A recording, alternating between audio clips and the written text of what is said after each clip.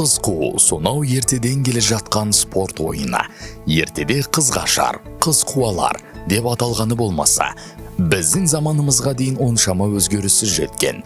Бұл жарыс өзінің түрі жағынан біздің заманымызға дейін қандай болса, қазірде сол күйінде қалды.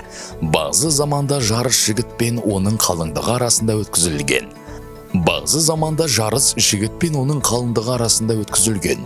Егер жігіт жарыста жеңілсе, ол өзіне қойылатын талапты ақтай алмаған үшін қызбен некелесу құқығынан айырылған.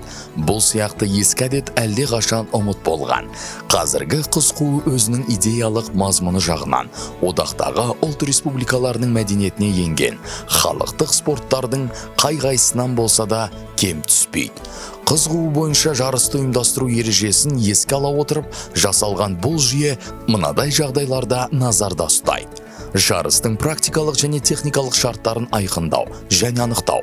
Жігіт пен қыздың қимыл мен әдіс айлаға берілетін бағаны белгілеу. Төрешілер алқасының міндетті қызметін белгілеу. Топтастыру, жүйелеу әдістерін анықтау. Жарыста тағайындалған төрешілер тобына бас төреші, бас төрешінің орынбасары, бас хатшы, мандат комиссиясының төрағасы, алаң жетекшісі. Жарыс қыз қуу спортының ережесіне сай өткізіледі.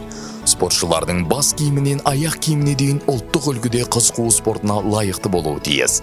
Қыз қуудың аты ұшқыр, жүйрік, сұлу болуы шарт. Қыз қуу алаңының ұзындығы 300 метр.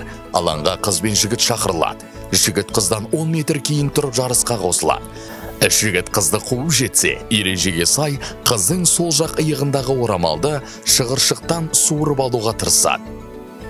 Ал қыз керісінше қуғыншыдан қашып құтылып, сөреге бұрын жетуге әрекет жасайды. Ал екінші кезеңде 10 метр алда тұрған жігітті қыз қуады.